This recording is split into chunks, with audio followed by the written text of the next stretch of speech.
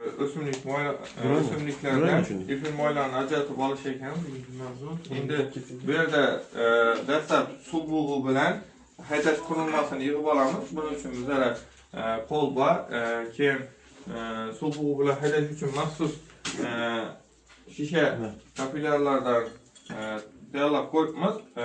Shunday tuzilishi shuning bo'ladi. Endi bu yerda hozir to'liq asfaltni yig'ib olgandan keyin görüp olamiz to'liq tuzilishini. Bizlar uchun холодильник, ya'ni sovutgich ham kerak bo'ladi. Keyin yana bir 3 og'izli kolba kerak bo'ladi bizlarga. Bulardan tashqari ninabargli daraxtlar, o'simliklarimiz bor. Qarag'aydoshlar, nasib bo'lgan o'simliklar. Ana shularni barglaridan ham biz foydalanishimiz mumkin. Agar hozir tajribamiz sirada bo'ladigan bo'lsa, bulardan cheklatib olib kelsak, vaqtimiz qoladigan bo'lsa. Bizimden ne ajratadi ular ama yani kasalliklarga qarshi vitaminlar. Terakni ham ayrim turlari shuning ma'lum.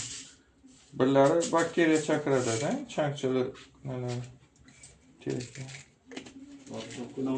Qaynatgich bu suvni hozir buni solmasak, hamma yeri bir xil qaynatib ketishi mumkin-da. Navdida qopqoqni zingib berishi mumkin-ku choynak. Masalan, qankani qaynatgan vaqtda ashini bir solib qo'ysak, fakat bir yerden şu yani çinni sınıklara bo'la oddiy çinni sınıklarni tashlab qo'ysak, shu çinni sınıkı bu joyda issiqlik ajab chiqib turadi. Boshqa yerdan uning qaynamaydi.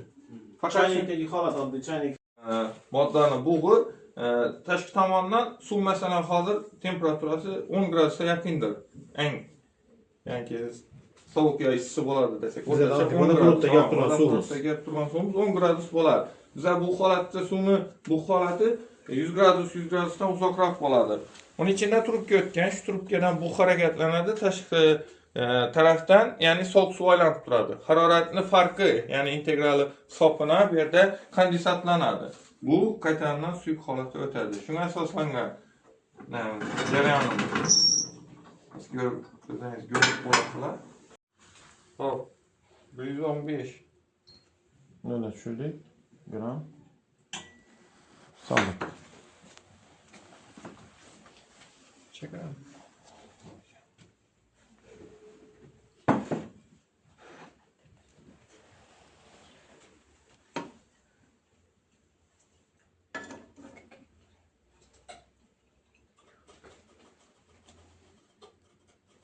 Orası 6.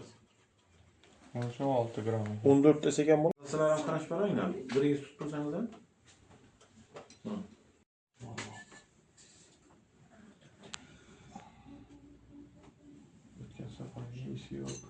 Bu Lavuşka deyiladi. Ruschasini lavuşka.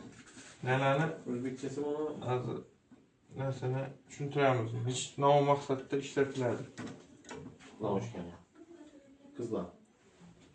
Har bir pribon bilan ko'rmagan sizlar. Birinchi laboratoriyada. Şöyle yapmalardan azaldı. Tamam şu tabi.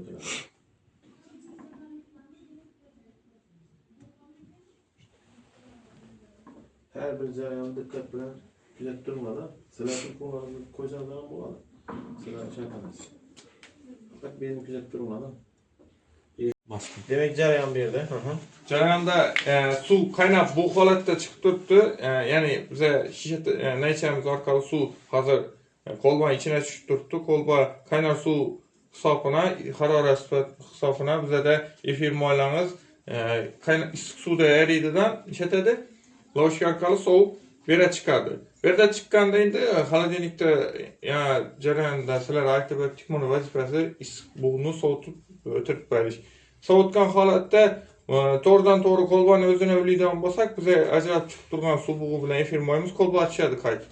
Bu yerda lavashka shuning tuzilganki, suv bug'i bilan yoki boshqa moddalarni bug'i bilan ajratib chiqqan efirlarimiz shu yerda to'planadi. Sovib отдельный bir yerga ajratib olsa bo'ladi. Keyin buni bunga qo'shmay turib qaytadan o'zingiz to'plab olsangiz bo'ladi. Sovutgichda suvni ulagan vaqtida har doim pastdan ulanadi. Nima uchun deganda pastdan ulab dapadan chiqarib yuborilsa, o'z kuch hisobına turadi.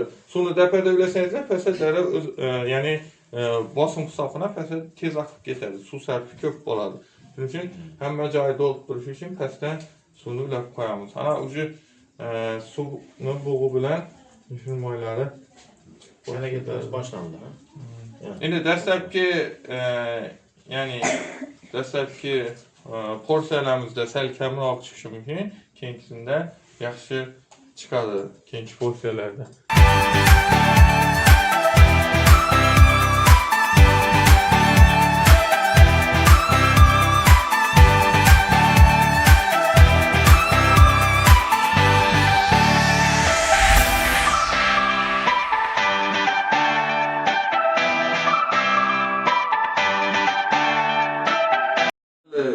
Efir xeyli kəmək var efendim. Asla kəmək var aradı. Efir yəni ki distilliyatda içəli efirin konsentrasiyası kəmək var efendim. Böyle kəmək var aradı. Bu düz başlandı ama bakalım. Şöyle donazı ne var ha? Sen suyunu tezleştirsek soğuşan tezleşir. Tezleşeden. Bol baba yığıb al. Mehnetkeş kızlarla. Ve kendisi bir yolu böyle taşak karesi var ha? Ha?